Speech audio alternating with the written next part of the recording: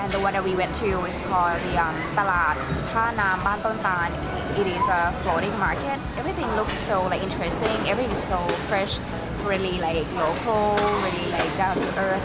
Everyone is like so nice and like so much like food vendors and also like local produce, something that we have never seen before. Like everything was there.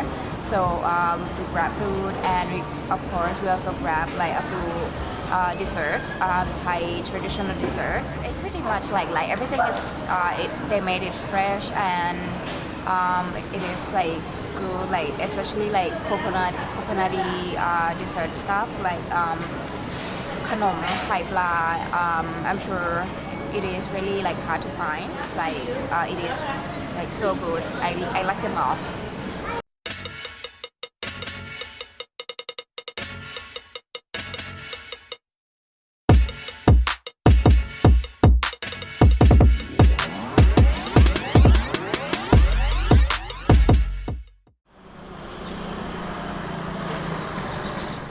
Morning from Khon Kaen. We're arguing over breakfast options and then we're going to head out, find some food and probably head over to the lake.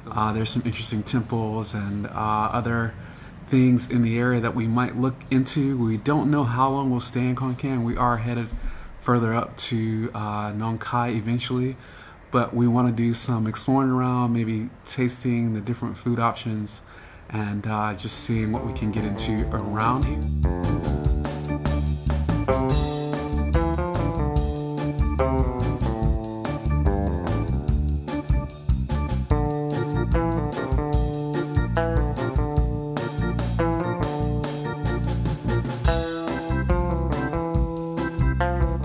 First stop for breakfast is Jaeng's Kwaytheeo bak hmọ. This is an unusual noodle bowl filled with a squishy rice paper dumpling, which are made quickly over the mouth of a steaming pot. In Thai, bak hmọ literally means the mouth of the pot, so I teasingly call this specialty dish potty mouth noodles.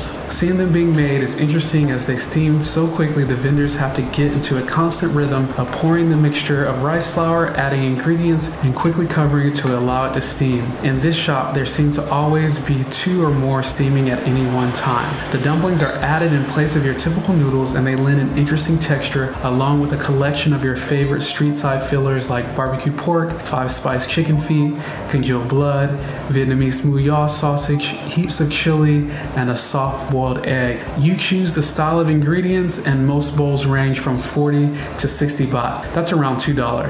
Jaeng's was very tasty and unique, earning a rating of 4 out of 5. The portions are a little small for the price, but the ingredients were tasty and of course it leaves us room for another stop for breakfast. It is about 9:30. We've already had our first stop for breakfast. We had Kwaytheeo bak hmọ.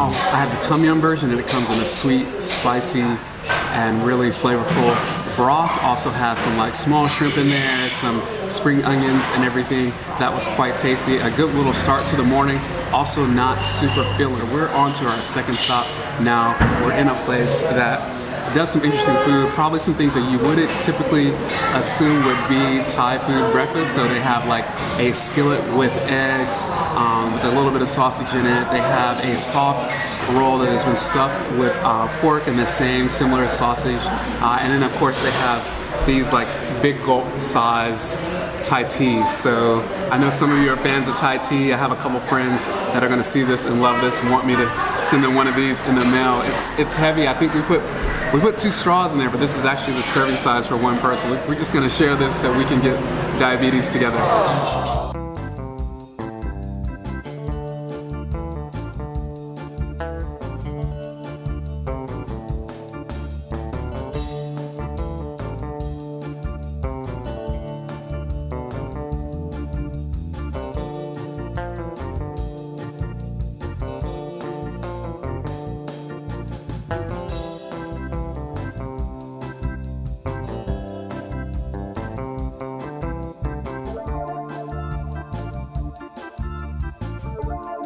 It is still pretty early in Khon Kaen over here, but even though there's a nice breeze, it is actually scorching in the sun, so it's hot out here. So gonna kind of duck in. I'm thinking about Khao next, so we'll see what the consensus is with the whole group.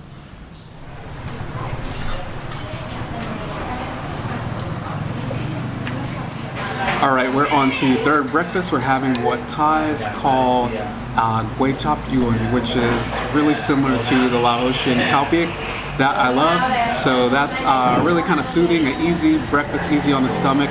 But what I like about the place that we're at now is not so much that dish. It's actually they have Khao Kriap dish, which is a similar dish to what we had this morning. So it's got that kind of flimsy wrapper around all of these different ingredients.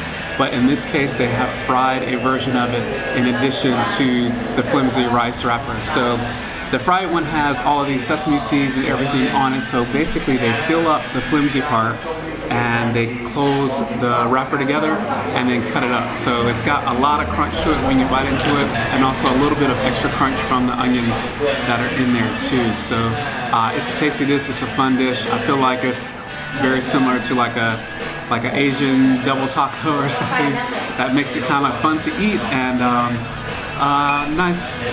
makes it kind of fun to eat and a nice treat for third breakfast.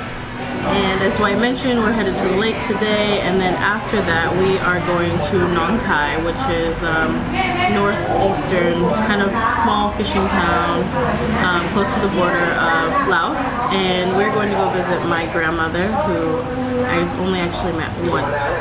And I'm a little bit nervous. I'm really excited though, but I can't really speak Thai or Lao. So I have my translators in tow, aka Dwight and Nisha, and they are going to help me kind of learn more about my life story and more about my family. And hopefully we get some cooking done too. So keep y'all posted.